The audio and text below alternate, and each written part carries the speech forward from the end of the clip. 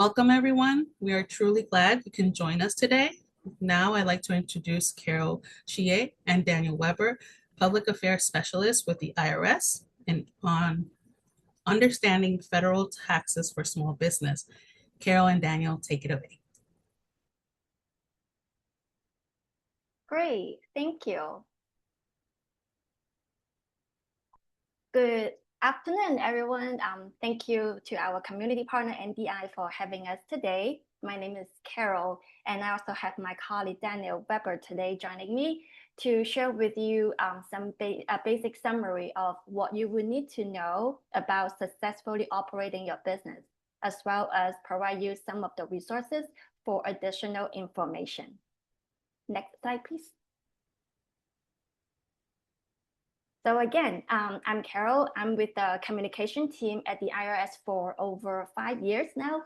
I see my role serving as a liaison between the IRS and its stakeholders, providing them with a direct and interactive line of contact.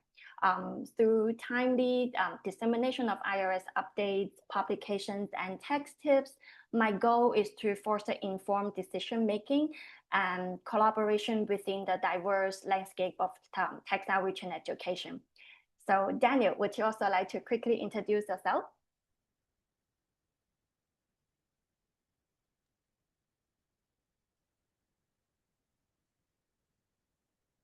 Hello, everyone. My name is Daniel Weber, and I am also a public affairs specialist with the Internal Revenue Service's Tax Outreach Partnership and Education branch.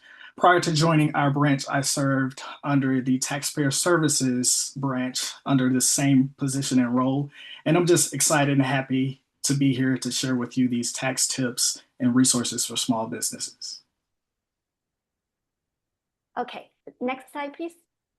Great. So now in the next 90 minutes, we'll share the basic summary of what you will need to know about successfully operating your business. Specifically, we'll begin with explaining the purpose of the employer identification number. We'll describe some basic record-keeping requirements for tax purposes, define basic bookkeeping, explain the forms of business organizations, and we'll suggest you how to work with or how to choose a paid tax preparer. Before I begin, however, I would like to remind everyone that you also need to understand your state and local tax reporting requirements, in addition to the federal requirement that we'll be sharing with you today. Next slide, please. Well, let's start with the Federal Employment Identification Number. In short, we call it the EIN. An EIN identifies tax returns filed with the IRS. And as a business owner, you may be required to get an EIN. You will need an EIN if you pay wages, have a self-employed retirement plan, operate your business as a partnership or corporation. Or you will be required to file any of this tax return. If you need to file employment tax return, exercise tax returns, or you also need to pay for alcohol or tobacco, firearms. All this will require you to have an EIN. Your type of business may not require you to obtain an EIN, but you may still want to get one to dealing with other businesses, such as if you go to open a bank account for your business, then sometimes bank will ask you for your EIN. The fastest way and easiest way to get an EIN is go online. It's free to obtain one. Simply go to irs.gov/EIN. From there, you will be able to complete the whole process. Usually, it would take you about 15 minutes. And if you stop for a long period of time, the screen may frozen and you may have to redo it again. So I would suggest when you are ready to get your EIN online on irs.gov, set aside full 15 minutes until you finish the whole process, and you'll be able to obtain your EIN right there. Sometimes we often got questions as, okay, I want to close my business. I do not need my EIN anymore. Can you cancel my EIN? Well, we cannot cancel your EIN because once you got assigned the EIN, it's actually tied into your business. It's your business permanent federal taxpayer ID number. but we could deactivate it. When you would like to deactivate the EIN, send us a letter, include your entity's EIN number, your legal name, address, and the EIN assignment notice. The assignment notice meaning when you receive the EIN on the screen from after you finish the application online, you will instantly receive the EIN number, or you may do a screenshot, save as a PDF, and that's the assignment notice we would like you to include in your letter if it's available. And the reason for you to deactivating the EIN and mail it to us. For the mailing address, it's easier when you go online and search deactivate EIN on irs.gov to have the full mailing address. Next slide, please. Now let's talk about record keeping for your business. Record keeping is definitely crucial for any business because it's how income, deduction, and credits are sustained. As a minimum, business should keep supporting documents for at least 3 years after filing a return. Some records may need to keep longer, such as employment tax record will require to have 4 years. For business property records, it's for the life of the assets, since they are needed to calculate depreciation and gain or loss when the property is disposed. For detailed guidance, IRS Publication 583 and Tax Topic 305 provides practical examples and additional resources will be available on irs.gov when you search record keeping. Next slide, please. So now let's turn our attention to business structure. Early in the life of your business, small business, you will need to decide on the structure of ownership. There are 5 common types of business organizations, include sole proprietorship, partnership, corporation, S corporation, and LLC, limited liability company. For more information, we'll suggest you go to Small Business and Self-Employed Tax Center at www.irs.gov/smallbiz, SMALL small biz, and click on the link to business structure. But now let's take a look at the 5 basic business structure. Next slide, please. The first one is sole proprietorship, and it is an unincorporated business that one person owns. The advantage of a sole proprietorship are it is the simplest type of business organization.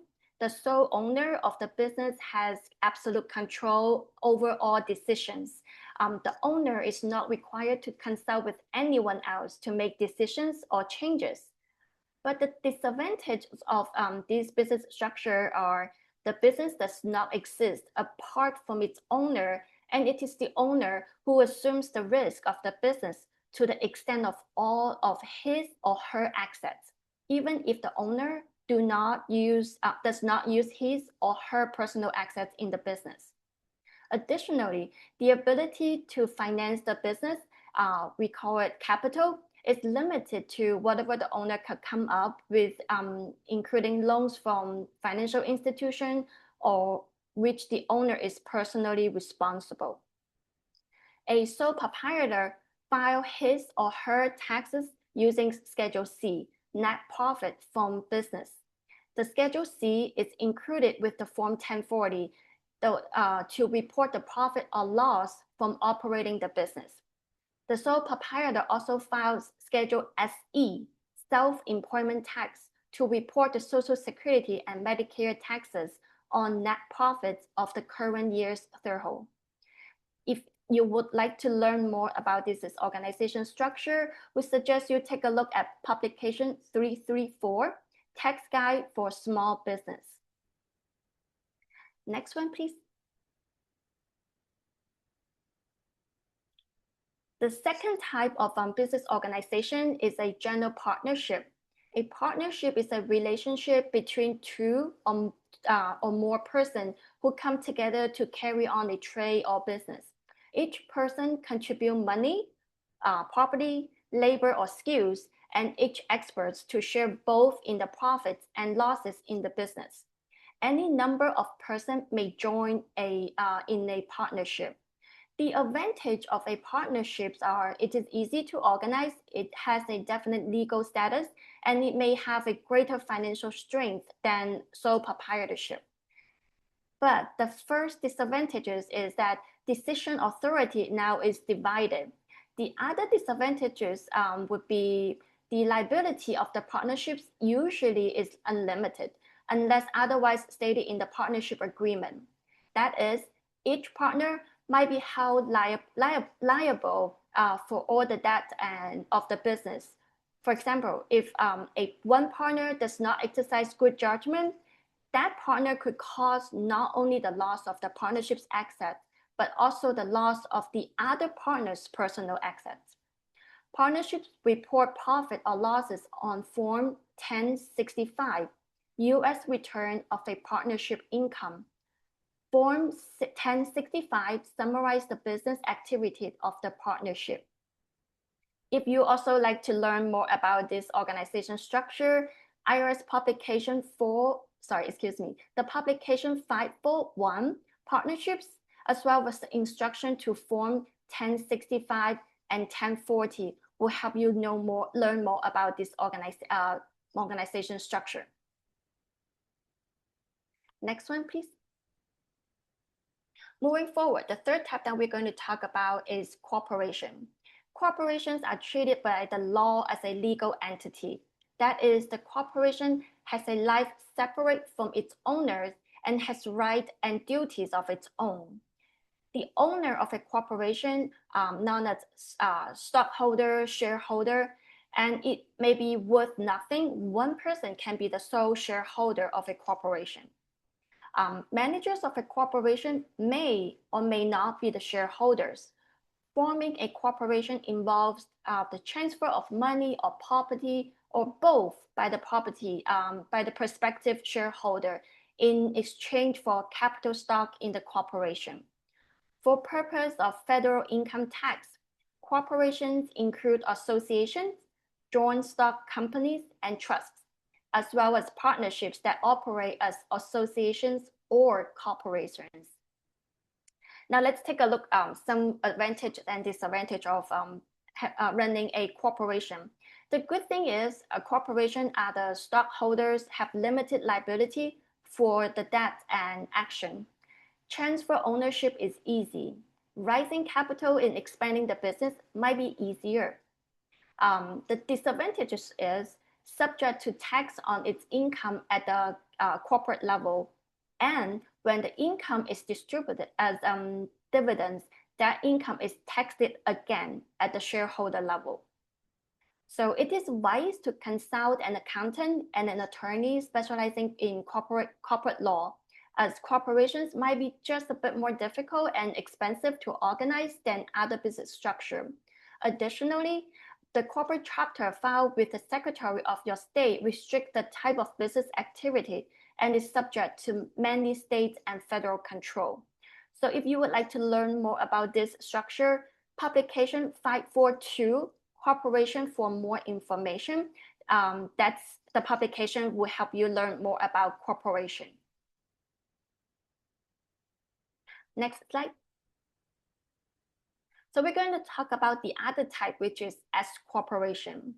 An S corporation is a small business corporation whose shareholder elect to report corporate profit or losses in the same manner as of a partnership. Like partnership, S corporate do not pay tax. Organizing shareholders of a corporation who wish to avoid double taxation can file the Form 2553, election by a small business corporation. This election must be submitted by the 15th day of the third month of the first S corporation year. We'll give you an example to clarify the process. If your first S corporation tax year begins on January the 1st, then you must file Form 2553 by March 15. Otherwise, the elections is effective for the next tax year. the IRS will send you a Form CP-261 notice of acceptance as an S corporation, to let you know we received and approved your election. You should receive your approval in 60 days. If you do not, you may want to contact the IRS campus where you file your Form 2553. Also, an S corporation does not pay tax on income from daily operation. All income, losses, deductions, and credit generated by an S corporation will pass through to the corporate shareholders. Next slide, please. The last business structure that we're going to talk about is the LLC, Limited Liability Company. This is it's also a legal entity created under the law. The advantages and disadvantages vary. So it's separated from its owner, who we normally call its member.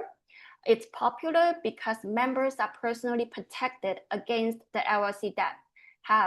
It have limited personal liability for the debt and action of the LLC, and without many of the formality of corporation. This is an advantage for this type of business organization.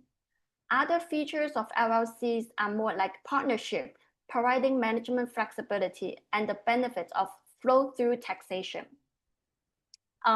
Also, for federal tax purposes, owners or member of the LLC can make an election to be treated either as a disregard entity or a partnership. If you want to tell the IRS how to treat your business for federal income tax purpose, you do need to file the Form 8832, Entity Classification Election. If you do not file 8832 for tax purpose, the IRS will treat your business as sole proprietorship if it has a single owner, or as a partnership if it has 2 or more members. Note that even though the LLC is treated as a sole proprietorship for tax purpose by the IRS, the single member owner of the LLC generally maintains limited personal liability protection from its action of the LLC, unlike an actual regular sole proprietorship, where the owner would be equally liable for the debts and actions of the sole proprietorship. There are instructions with the form that explain the classification. If you disagree with the default classification, you could still file Form 8832 to request a change. So now I will pause here and turn it to Daniel. He is going to help you take a deeper look into the sole proprietorship, including the required forms and how to calculate profit and loss. Daniel. Thank you, Carol. Thank you. And I appreciate you for giving us that good summary of the business structures. If we can, for one moment, send a couple of emojis into the chat to let us know that you're still with us. We would appreciate that. So as Carol talked about, sole proprietors. So for sole proprietors, you are required to file a Form 1040 Schedule C, and we're going to provide an overview of that Form 1040 Schedule C, profit or loss from business. And we'll discuss how to calculate some gross profit and some gross income as well. Now, I'll also show you how to identify and deduct expenses as well, and how to calculate net profit or loss. In addition to that, we'll also cover some areas that are of interest on that 1040 U.S. individual income tax return that may be beneficial to you as small business owners. So I do have a lot to cover, so we'll go ahead and get started. Next slide, please.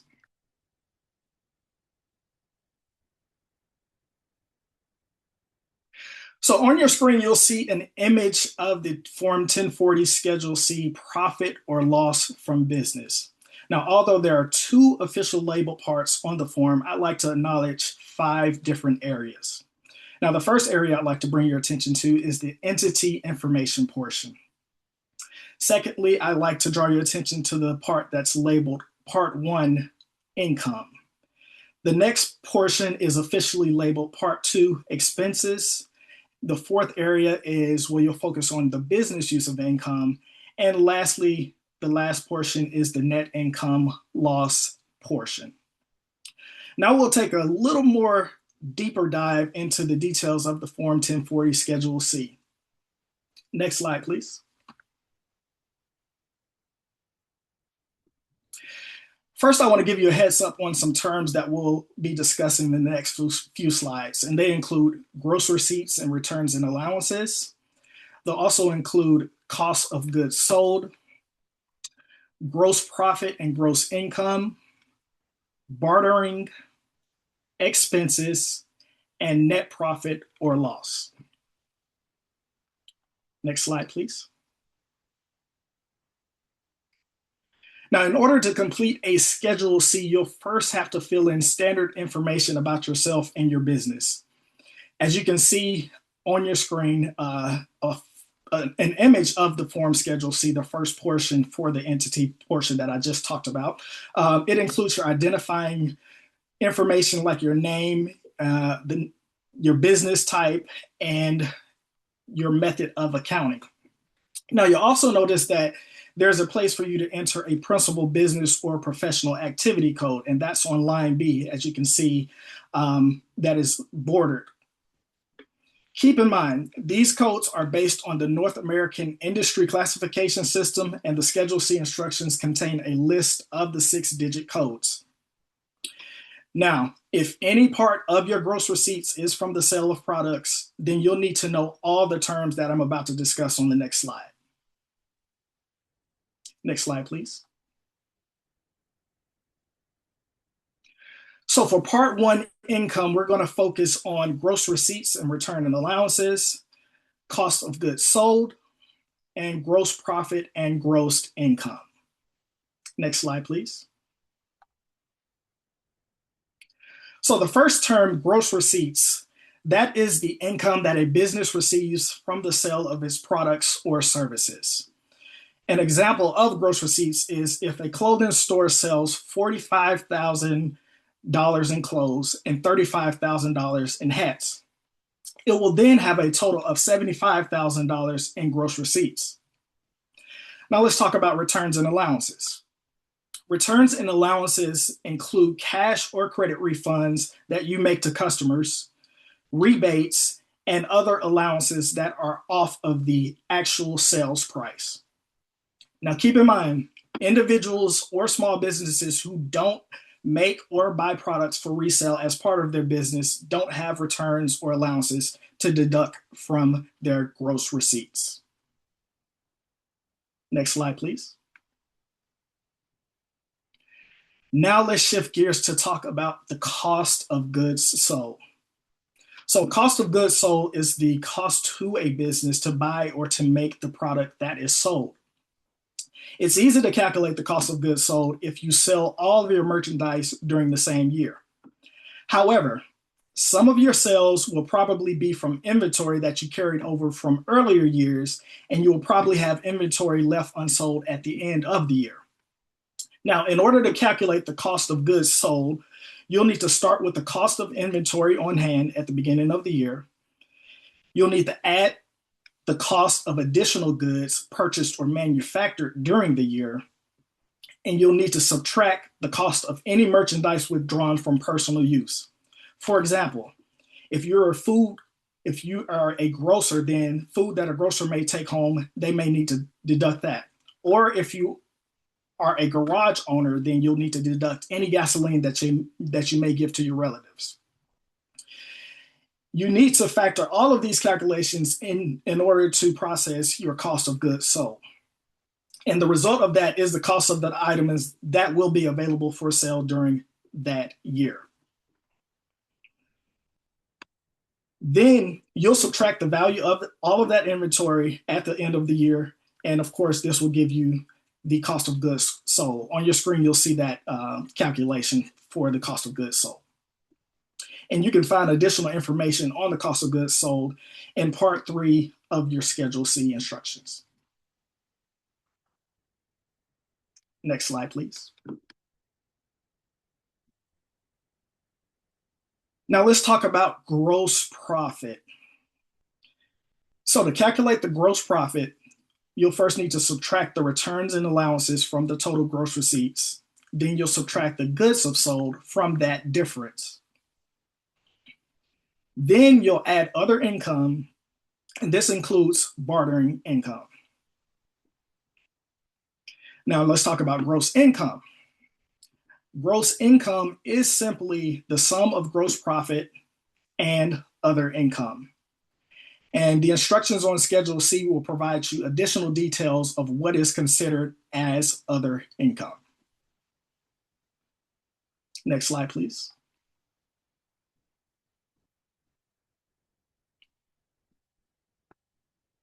Now I'm going to talk to you about your day-to-day ordinary and necessary business expenses. On your screen, you'll see Part 2 of the Schedule C expenses. Now, included in your expenses are car and truck, depreciation, and travel, meals, and entertainment. So let's take a little deeper dive into this. Next slide, please. I want to note before we go into the different type of expenses that in order to deduct these expenses, they will have to be considered ordinary and necessary. And you can find more detailed information about expenses on irs.gov by entering Guide to Business Expense Resources in the search bar. Next slide, please. Now let's jump into some of the expenses that you can deduct. So the first expense that I want to discuss is car and truck expense.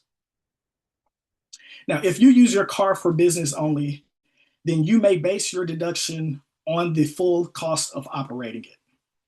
If you use a car for both business and personal purposes, then you must divide your expenses between these uses based on mileage to compute a business percentage. Do not include commuting to and from your place of business as business mileage.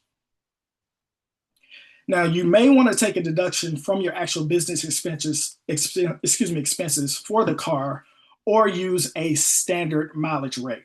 And I'll talk to you here in a second about those two different deduction types. Next slide, please. So actual business expenses do include gas, oil, repairs, insurance, depreciation, tires, and license plates. The standard mileage rate means that you're multiplying your business mileage by the standard rate. Now, for this year's rate, you'll need to check IRS website at www.irs.gov to reduce the record keeping burden. If you use no more than 4 vehicles at the same time for your business purposes, you may want to consider using that standard mileage rate. Now, there are some caveats that come with using a standard mileage rate. You must use the mileage rate on a vehicle after that first year of business use. And you must have used it on that first year. In the latter years of that rate, you can choose between either the standard mileage rate or the actual expenses rate. So this option is available to you. Again, when considering using that standard mileage rate, you want to make sure that you use it in that first year. Now, keep in mind, under either method, parking fees and tolls are deductible. If you do claim any car or truck expenses, you must provide certain information on the use of your vehicle on Schedule C Part 4, information for your vehicle. You'll complete this part only if you are claiming car or truck expenses on line 9 of Schedule C and are not required to file Form 4562, depreciation and amortization. And this includes information on listed property. Again, you'll see instructions on Schedule C for more information about that as well. Next slide, please.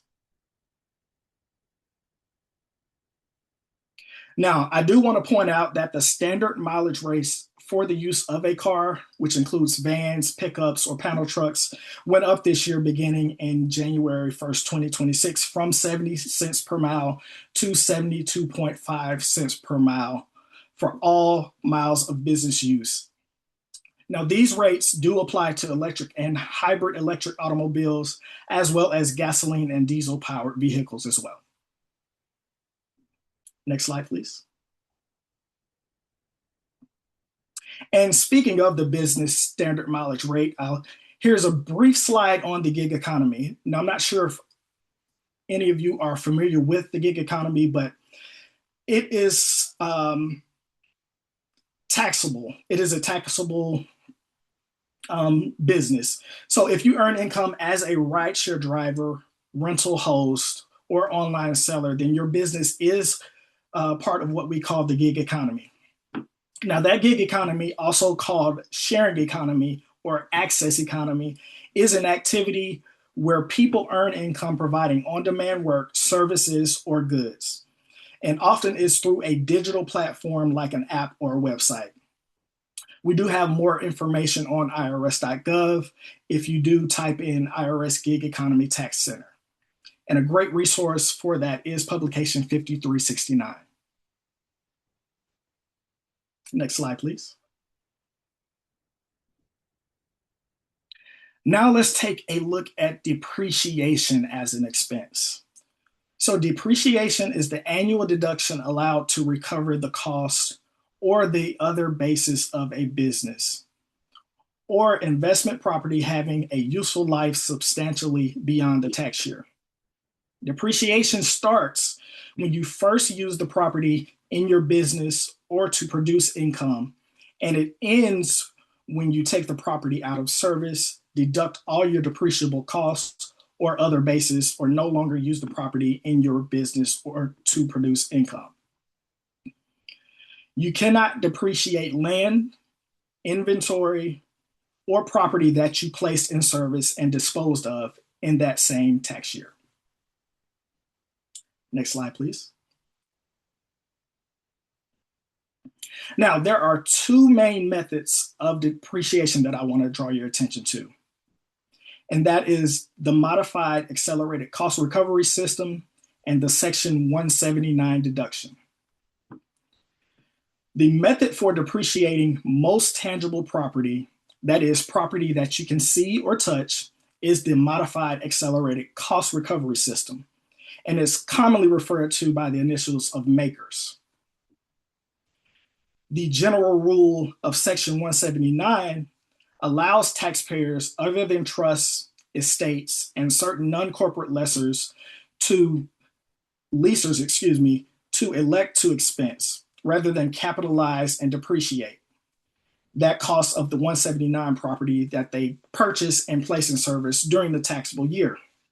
Now, taxpayers can elect on Form 4562 to expense the cost of a Section 179 property.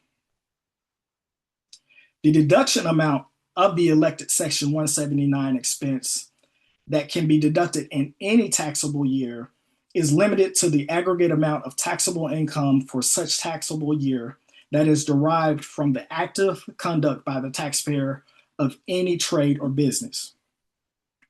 IRS publication 946, How to Depreciate Property, explains all about the MACRS and Section 179 deduction, what property does and does not qualify for the Section 179 deduction, and what limits apply and how to elect it. So in summary, for purposes of Section 179, taxpayers must elect to use Section 179 method. The Section 179 deduction is limited to the amount of taxable income from any active trade or businesses. And finally, it does not apply to property held merely for the production of income, such as an investment property, or used in any activity engaged in for profit. Next slide, please.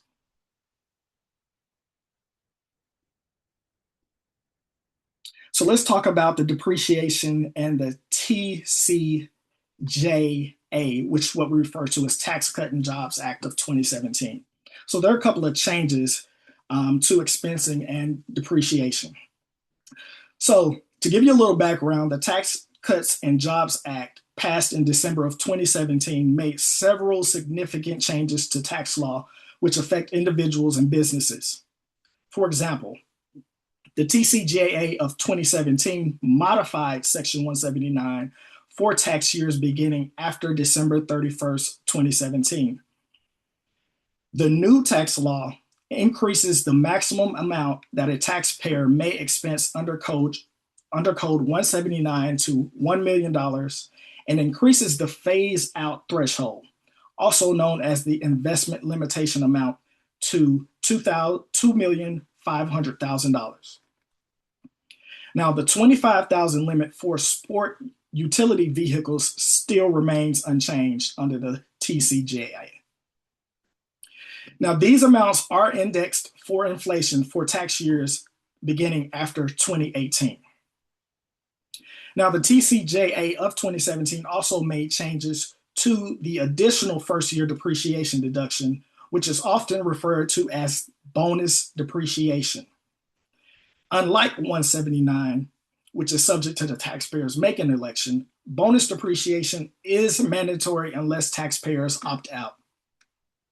The new law increases bonus depreciation from 50% to 100% for qualified property acquired after September 27, 2017, and property that's placed in service after September 27, 2017, before January 1st of 2023. The 50% bonus depreciation rule will continue to apply to qualified property that a taxpayer acquired before September 28, 2017, and placed in service before January 1st, 2018.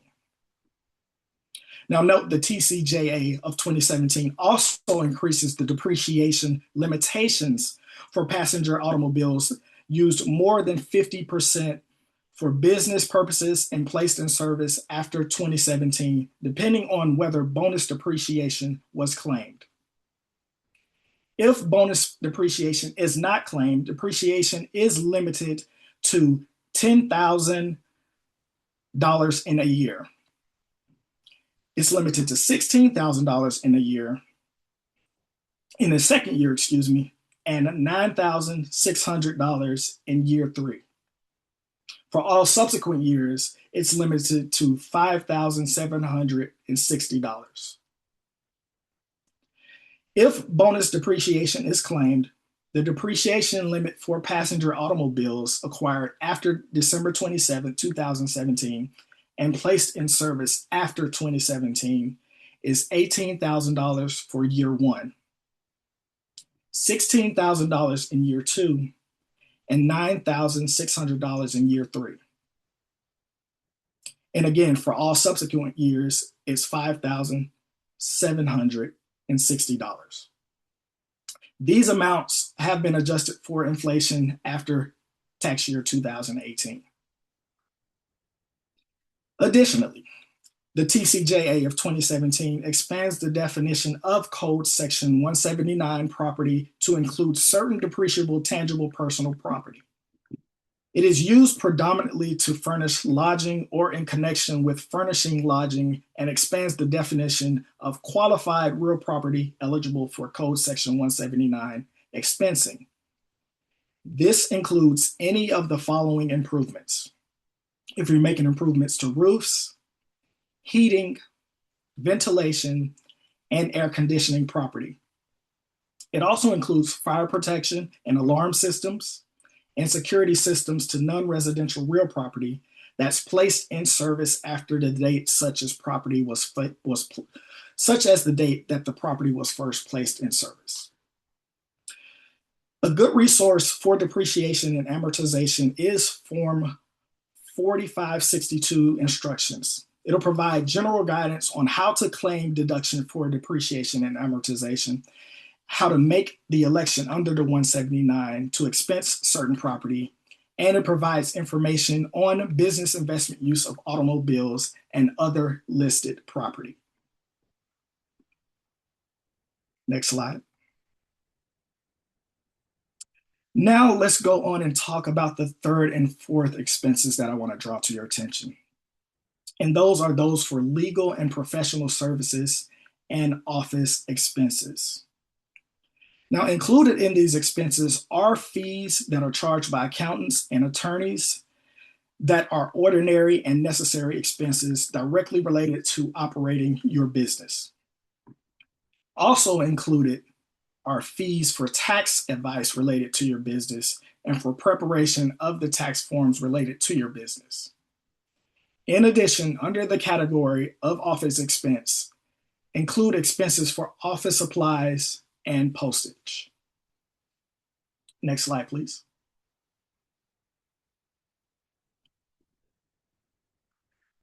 Now let's talk about the supplies expense.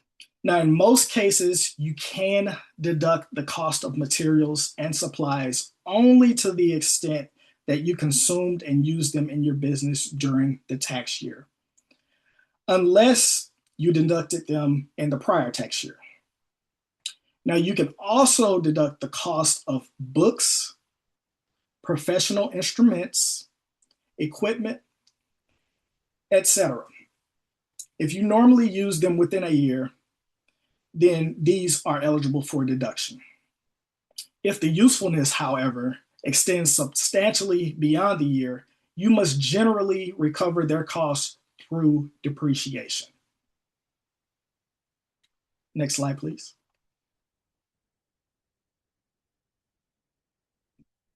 Now let's talk about entertainment and meals expense. Now, although the Tax Cuts and Jobs Act of 2017 tax law eliminated the deduction for any expenses related to activities generally considered entertainment, amusement, or recreation, businesses can still deduct 50% of the cost of business meals if the business owner or an employee of the business is present, and the food or beverages are not considered lavish or extravagant. The meals may be provided to a current or potential business customer, client, consultant, or similar business contact. Food and beverages that are provided during entertainment events will not be considered entertainment if purchased separately from the event. Next slide, please. Now let's talk about the travel part of the travel and meals. So for the travel part of travel and meals, you'll enter your expenses for lodging and transportation connected with overnight travel for business while away from your tax home. The term tax home refers to your main place of business, regardless of where you maintain your family home.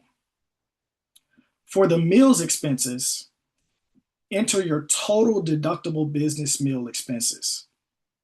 This will include expenses for meals while traveling away from home for business and for meals that are business related. Business meal expenses are deductible only if they are directly related to or associated with the active conduct of your trade or business. Again, not lavish or extravagant, and they must be incurred while you or your employee are present at the meal. Furthermore, instead of basing your deduction on the actual cost of your meals while on business travel away from home, you can use the standard meal allowance for your daily meals and incidental expenses. Under this method, you deduct a specified amount depending on where you travel instead of keeping records of your actual meal expenses. Next slide, please. Now, you must keep records, however, to prove the time, the place, and the business purpose of travel. The standard meal allowance for the federal M&IE, that is the meals and incidental expense rate, can be found on www.gsa.gov, and you can click on the per diem rates link. From there, you can search by your city and state, or you can search by the zip code. Now, in most cases, whether you use the actual cost of standard meal allowance or standard meal allowance. You can deduct only 50% of your business meal and entertainment expenses, including meals incurred while away from home or business. Now, for more information on travel, meal, and entertainment expenses, IRS Publication 463 Travel, Gift, and Car Expenses is a great resource. And as we mentioned earlier, IRS Publication 535, Business Expenses, tells you all about business expense deductions. Next slide, please. Now let's talk about line 30, business use of home. Now, whether you're self-employed or a partner, you may be able to deduct certain expenses for the part of your home that you use for business. To deduct these expenses for business use of home, you must use part of your home as one of the following. You must use your home exclusively on a regular basis as your principal place of business for your trade or business. You must use your home exclusively on a regular basis as a place where you meet or deal with your patients, clients, or customers in the normal course of your trade or business. You must use your home as a separate structure that's not attached to your home, used exclusively on a regular basis in connection with your trade or business.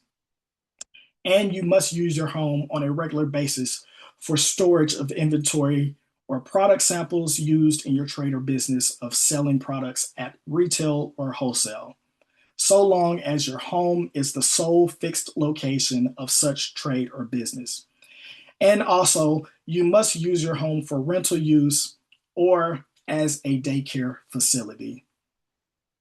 Now, if the exclusive use requirement applies to you, then you can't deduct business expenses for any part of your home that you use it for both personal and business purposes. For example, if you're an attorney and you use the den of your home to write legal briefs for your personal purposes, then you may not deduct any business use of your home expenses.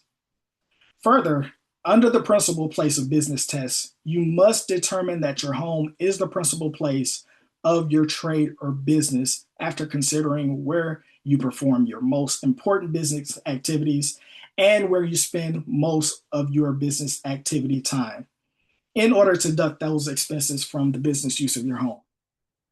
Now, a portion of your home may qualify as your principal place of business if you use it for administrative or management activities of your trade or business, and you have no other fixed location where you conduct substantial administrative or management activities for that trade or business. Next slide, please. Next, you must enter your net profit or loss, and this will show up on line 31. Now, the net profit or loss is the amount which the gross profit and any other income for a period is more or less in a loss than the business expenses and depreciation for that same period. Now, on your screen, you'll see the calculation of that net profit for loss. So to calculate the net profit or loss on Schedule C, you'll need to start with the gross profit, which is in Part 1. Then you'll add the other income, and then that'll equal the gross income in Part 1 as well. Additionally, you'll subtract the total expenses for the business on Part 2, business use of your home. Then you get the tentative profit or loss, subtract the expenses for business use of income, and then that'll provide you with the net profit or loss on Part 2. The instructions on Schedule C, should it be a profit or should it be a loss, are a good resource to calculate that. And note, you'll report this profit or loss on Schedule 1 of your 1040, 1040 SR, and on Schedule SE. And you can find additional information on this in the business use of your home on publication 587. Now I'll hand it over to Carol, who will explain a little bit more about self-employment and estimated tax. Great, thanks, Daniel. And we see it's already the next slide. Perfect.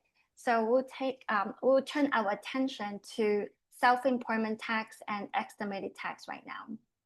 Self-employed people who are sole proprietors or partners in a partnership might be subject to self-employment tax. Self-employment tax consists of Social Security and Medicare taxes. When you are an employee, your employer pays half and you pay half. When you are self-employed, however, you pay all of it.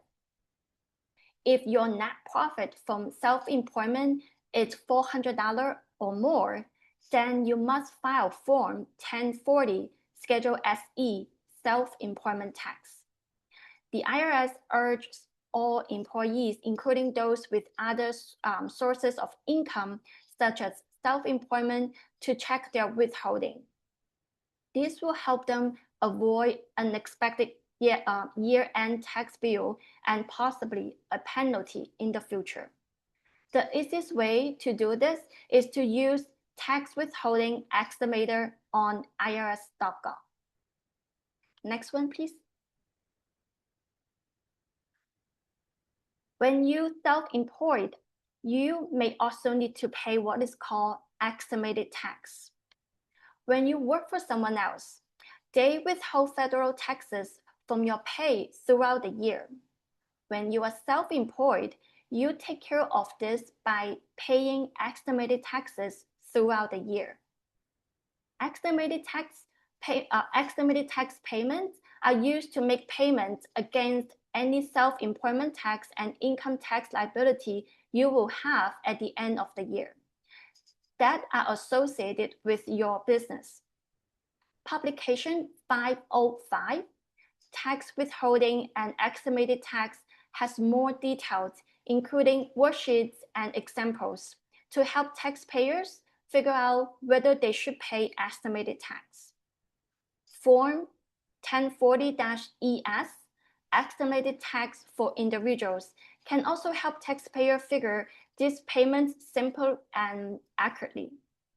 To determine if you must pay estimated tax, please use Form 1040-ES to estimate your taxable income for the year, including your self-employment income and all other taxable income.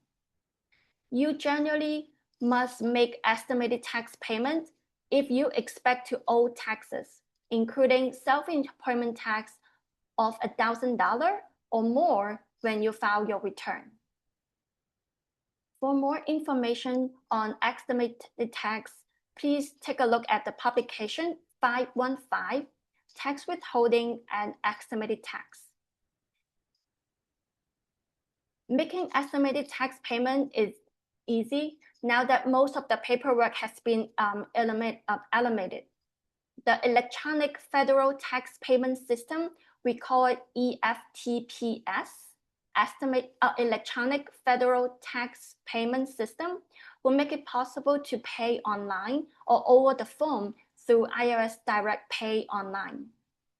You can learn more about this EFTPS in the segment on how to file and pay your tax electronically at irs.gov by clicking the EFTPS link on the homepage.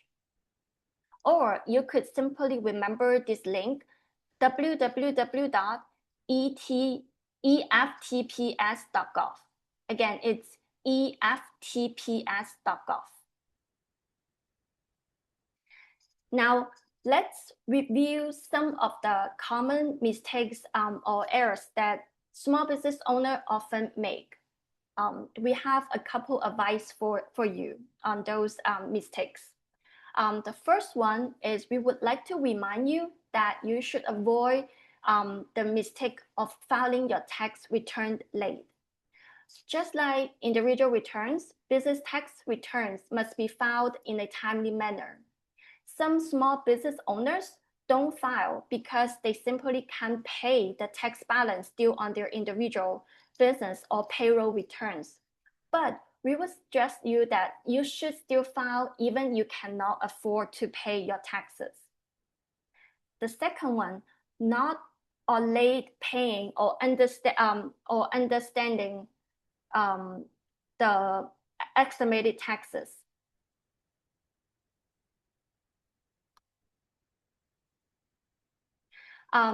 You should avoid the mistakes of either not filing or underpaying your estimated taxes payment. As either a self-employed business owner or partner in a partnership or shareholder in a S corporation, you don't have taxes withheld from a paycheck like traditional W-2 employees. If you are a self-employed or filing as a sole proprietor, a partner, or an S corporation, you are most likely required to make quarterly tax payments based on your estimated tax bill for the year. The next one, estimated tax for individuals not only include income tax, but also include self-payment tax. New small business owners may be surprised when filing their tax return for the first time for the season. In addition to income taxes, you owed an additional 15.3% in self-employment tax on your net self-employment income. While employees and employers share the burden of Social Security and Medicare taxes equally by paying 7.65% each, a self-employed individual must pay the full amount. Even partners in a partnership that conduct a trade or business must generally pay self-employment tax on their share of partnership income.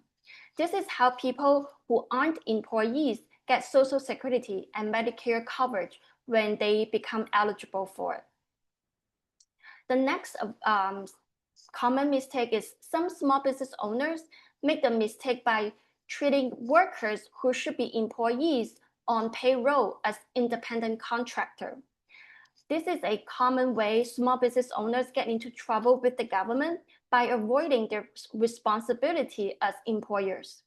You're probably aware that independent contractors don't have income and Social Security taxes withheld from their pay as employees do. And that employers are required to match the Social Security amount withheld. The IRS and other agencies share information with each other. So we need to take good care of that when you determine whether to classify a worker as an employee or independent contractor and properly document our actions. Next slide, please. Since we are on the topic of employment taxes, many small business employers make the unwise choice of not depositing withheld income and Social Security taxes from their employees. Business owners with employees are expected to deposit taxes they withhold from their pay, plus the matching employer's share, through electronic fund transfers. And if those taxes are not deposited correctly on time, the business owner might be charged a penalty. And other common mistakes is underreported income. Some business owners might not report all their income, particularly when they receive cash for their product or services, or they don't understand what's includable in business income. Or to be clear, you must generally report all income earned on a tax return, even if the income is from part-time or temporary or side job. On the flip side of income is the deduction of expenses. A very common mistake is deducting personal expenses as business expenses. It's easy to get things mixed up, especially when you are a self-employed or new in business. Here are two ways small business owners get themselves into trouble when with respect to personal expenses. First, sometimes we do not use separate bank accounts and separate credit cards for our expenses. Now, they may be able to look over the last few months' bank account or credit card statements and figure out which expenses were for business and which were for personal use. The other point is that deduction for expenses that have a personal aspect to them, like phones, cards, home, office, travels, and entertainment, can be problematic since only the business-related portion is deductible. They are also expenses. That could include a significant personal part. If you are using any of your personal assets for business, such as your car or a home office, or incur other expenses that could have the appearance of being personal, it is hard to keep records for business use to be able to support any deduction that you take. The final topic would be keeping records. Keep in mind that good records really would help us to do the following actions to help us monitor the progress of your business, to prepare our financial statements, to identify sources of our income, and to keep track of our deductible expense, keep track of our basic in property, prepare our tax return, and support items reported on your tax return. Next, please. So now we review all the common mistakes that small business owners often make. Now, if you do want to, when you decide to use a paid tax preparer, remember, you are still legally responsible for the information on your tax return. And let's review some of the areas that you may want to be aware of. First is to avoid preparers who claim they can obtain a larger refunds than others. Second, avoid preparers who base their fees on the amount of your return. Also, avoid preparers who won't sign the tax return or won't give you a copy of your records. 4, never sign a blank tax return and never sign a completed form without reviewing it and making sure that you understand the return. Finally, consider whether the preparer will still be available to answer questions about the return for months or even years after the return is filed.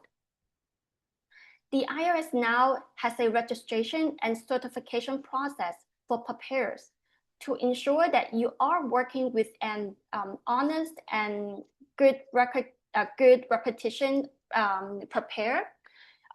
Make sure the paid preparer has a valid IRS preparer tax identification number, also known as a PTIN, PTIN.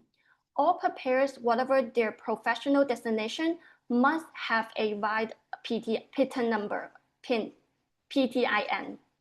You can find more tips on irs.gov. Simply type choosing a preparer in the search box. And now I'm going to turn it over to Daniel. He is going to share with you more tips and resources that's available on irs.gov. Thank you, Carol. So now that we have covered some of the essentials, let's talk about some tips and resources for small businesses, particularly some best practices, including protecting your business and customers against any fraudulent activity. Now, as part of the National Tax Security Awareness Week, the IRS and the Security Summit partners urged businesses to remain vigilant against cyber attacks aimed at stealing their customers' personal information and other business data that can help identity thieves. Small businesses should safeguard customer data by setting security software to update automatically, by backing up important files, by requiring strong passwords for all devices, by encrypting devices, and by using multi-factor authentication. Businesses should also remain vigilant to tax-related phishing email scams, which can often be cleverly written to fool employees into opening harmful embedded links or attachments. Businesses and consumers are encouraged to send IRS related scams to phishing with a P, PHISHING at IRS.gov. Now, all employers should remain vigilant regarding Form W-2 theft schemes. We can't tell you how many rises we've seen in these scam attempts. While tax scams evolve and they change over time, in most common versions, a thief poses as a high ranking company executive who emails payroll employees and asks for a list of employees and their W 2s, which contain sensitive tax and financial data. As these scams become more sophisticated, businesses may not be aware that they've been a victim of a tax scam until fraudulent tax returns begin appearing with the employees' names. So, to safeguard against that, the IRS has published Form 14039B, Business Identity Theft Affidavit, allowing businesses to proactively report possible identity theft to the IRS. Now, businesses should file Form 14039B if they do receive a rejection notice for an electronically filed return because the return is already on file for that same period. They should also file a business identity theft affidavit if they receive a notice about a tax return that the entity didn't file. If they also received a notice about Forms W-2 filed with the Social Security Administration that the entity didn't file. And lastly, if they received a notice of a balance due that is not owed. Now, you can check out the business section on IRS's Identity Theft Central and see publication 5461C. Businesses should watch out for tax-related scams and implement safeguards on irs.gov for more information. And we'll try to provide that in our resource link at the end of our webinar. Next slide, please.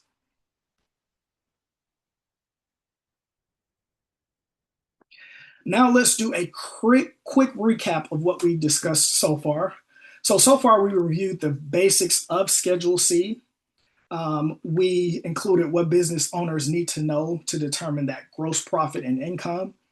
And we identified deductible expenses such as the car and truck expenses. We also found out how to calculate net profit for loss, and we covered Form 1040, some areas of interest that will be available for small businesses. Finally, Carol covered self-employment and the estimated tax. And we want to point to you guys that we do have a lot of resources available, including IRS Publication 334, which is Tax Guide for Small Businesses. And that's for individuals who do use Schedule C, which we talked about during the duration of this webinar. Now, we also want to point everyone to Small Business and Self-Employed Tax Center at irs.gov/small business. Next slide, please. Now, as we have repeatedly advised to you, all the resources that we have on irs.gov will help you become more tax confident when it comes to your small business needs. We have the IRS Small Business Self-Employed Tax Center. We have IRS YouTube Small Business Channel. We have the IRS e-News for Small Businesses newsletter that you can sign up for. And we have the IRS Small Business Publications. Next slide, please. In addition to that, we do have social media available. On your screen, you do see an example of some of the social media that our team puts together and distributes out to our partners. So sign up for our social media accounts in order to receive those tips and resources as well.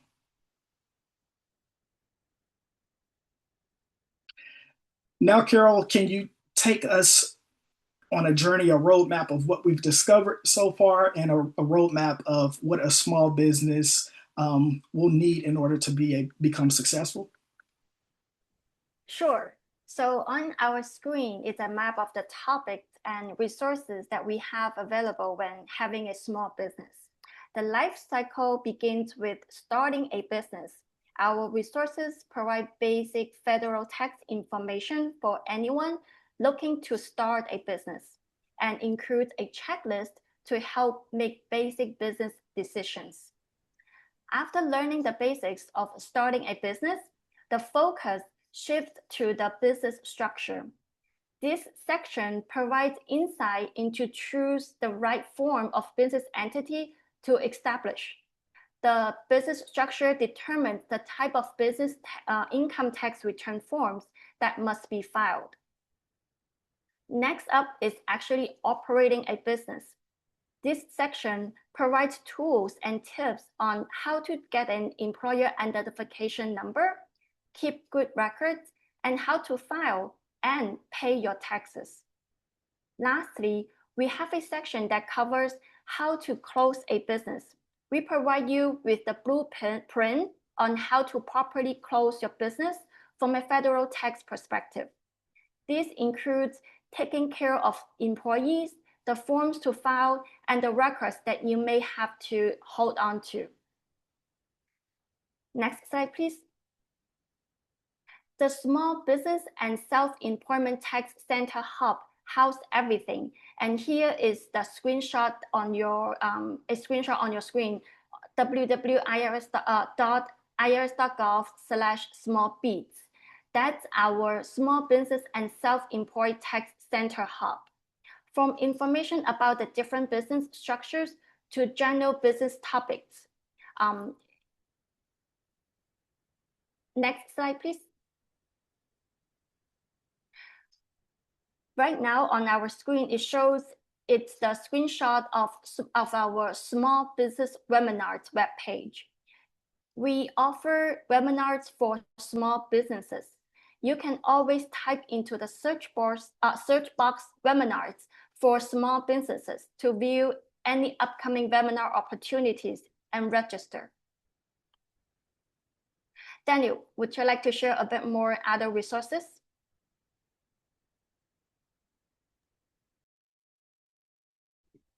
Hey, yeah, Carol, sure. Next slide, please.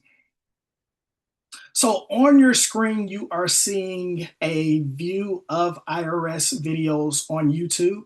Now, if you're like me and you're a YouTube fanatic, you're a visual learner, then IRS YouTube Hub is the place for you. We have everything from how to file as an individual to how to file as a small business. And this includes topics such as 5 things to know about the employer identification number. This includes topics such as qualified business income deduction, and also what is a hot topic for us now, your taxes in the sharing economy, AKA gig economy. Next slide, please. And again, you'll also want to make sure that you are connected with our electronic resources as well. You can sign up to receive IRS e-news for small businesses. It's free. It's a free email service, and it provides subscribers with important upcoming tax dates for small business self-employed customers. And updates on IRS website that relate to the small business community. This provides tips to assist with you, like the tax calendar for small businesses. It helps you to know about important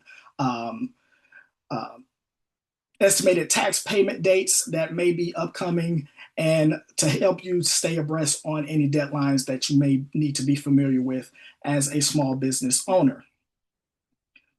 Another great modern tool that we are proud of, like I talked about a couple of slides ago, is our social media platforms. We are on Facebook, Twitter, which is now X. We are on LinkedIn, Instagram, and YouTube. And we do have multilingual options for some of these platforms. So please do yourself a favor and go and follow these social media website platforms, because they do have really good tips and give great updates and information that is coming down the line for taxpayers. Next slide, please. Now, we know that we've covered a ton of information, and hopefully it was valuable information for you. So we want to put it all together for you. A great one-page resource for you is publication 5801. It's a good source and it's tangible. You can print it out and share it to distribute throughout your small business communities. It houses all of the resources that we were talking about and links to others as well. So be sure to print that one out and maybe put it in your lunch rooms or distribute in your newsletters as well. Next slide, please.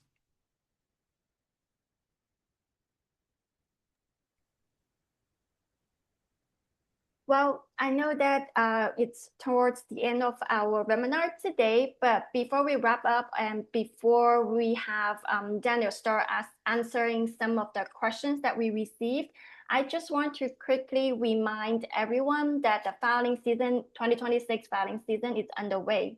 April 15 is the deadline to file our 2025 tax return or file for an extension. On the right-hand side of your screen, it's our publication 5904, Access Your Business Tax Account. Utilize IRS online servers by creating or access a business tax account on irs.gov to manage your business payments, view your business tax records, and access other useful tools. So now I am going to turn it over to Daniel because he is going to answer some of the questions that we received. Thank you, Carol. As I pull up some of the questions that we've received beforehand, I think I'll address those first. So I see that we have a question that says, I use my vehicle for transportation for my business. I do not have a vehicle that is in my business name, so I use my personal car. Besides mileage, can I write off car repairs? And that's actually a good question. So first, I'm going to give you a reference, publication 334, Tax Guide for Small Business is a good resource for this. And I want to note that there are two methods for deducting car and truck expenses, like I discussed earlier in the presentation. So there's the standard mileage rate method, and then there is the actual expenses method. Now, you may be able to use the standard mileage rate to figure the deductible costs of operating your car, van, pickup, or panel truck for business purposes. And the business standard mileage rate for 2025 is 70 cents per mile. Of course, this year it has gone up to 72 cents per mile. So if you use this method, then you won't be able to deduct the car repair separately, as that rate already includes any maintenance and repair costs. Now, the actual expense method, if you do not choose the standard mile rate, then this will be the method for you, and it'll allow you to deduct your actual car or truck expenses. Now, you can track all costs, gas, oil, tires, repairs, insurance, depreciation, and multiply that total by your business's use percentage. Now, this often yields a higher deduction if you do have major unexpected repairs. So I do suggest, if you do qualify for both methods, to figure out both deduction methods and see which one works better for you and gives you a larger deduction. Carol, you want to take the next one? Sure. So we have another question. If I receive SSDI and have a single member LLC, do I report IRWE on my tax return Schedule C or Schedule A? IRWE, impairment-related work expenses. This is not reported on Schedule C or Schedule A as IRWE. Your tax return only reflects normal business expense on Schedule C or medical expense if you itemize on Schedule A. IRWE are handled separately by SSA, Social Security Administration, for SSDI purposes. So from an IRS perspective, IRWE itself is strictly an SSA matter. Okay, Carol, I'll take the next one. Mm-hmm. So the next one that we had coming in says, does the current tax code provide for any particular tax breaks for companies owned by someone who is blind? So businesses accommodating people with disabilities may qualify for some of the following tax credits and deductions. So with the standard deduction, if you are legally blind, then you may be entitled to a higher standard deduction on your tax return. And IRS Publication 501 is a good resource for that. You may also be eligible for the Disabled Access Credit. Now, this is a tax credit for an eligible small business that pays or incurs expenses to provide access to persons with disabilities. The expenses must be to enable the eligible small business to comply with the American Disabilities Act of 1990. IRS Publication 535 and Form 8826 are good resources for the Disabled Access Credit. Carol, you want to take the next one? Oh, yeah, sure. So another question, is it common for people to do freelance work without receiving a 1099 NEC when they file their personal tax return? It is common for people to do freelance work without receiving the 1099 NEC, especially if they earned less than $600 from a client or were paid by an individual rather than a business. However, the IRS requires taxpayers to report all income regardless of whether a 1099 form is issued. The IRS uses income matching programs to compare information reported by payers with what taxpayers report on their returns. And it could trigger notice, penalties, and interest. Therefore, even if a 1099, even no 1099 is received, freelance income must still be reported on Schedule C, and it's subject to income tax and self-employment tax.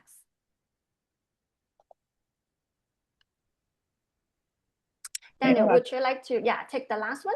Yeah, I think I can squeeze in one more here. So I'm looking at one that says if a business owner has a disability that affects executive functioning, communication, or processing speed, are there IRS supports to help them stay compliant?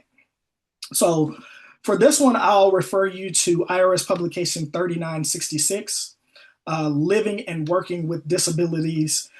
So it's a good resource and it has a wide array of tax benefits that are available to persons with disabilities.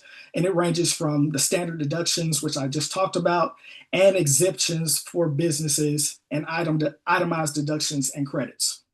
Another tool that I spoke about briefly was the IRS tax calendar on irs.gov. It's a good tool to use to stay on top of key dates and deadlines that you should be aware of as a small business owner. So with that being said, I don't want to go over our time. I will refer you to irs.gov for additional resources, and we'll provide you with all of the topics that we discussed during this webinar within that resource page, in addition to answering some of your questions that we didn't get to. I was able to hop over into the question and answer chat, and I did see the question about knowing the difference between a hobby and a business, and hopefully that link went through and you guys were able to see that link for that fact sheet to help you determine whether you have a hobby or a business. Again, thank you for your time. We do appreciate you having us and hosting us today. So I'll hand it back over to the host. Thanks so much. That was wonderful. I do understand that that was very fast and probably somewhat like drinking from a fire hose. Taxes are complicated, right?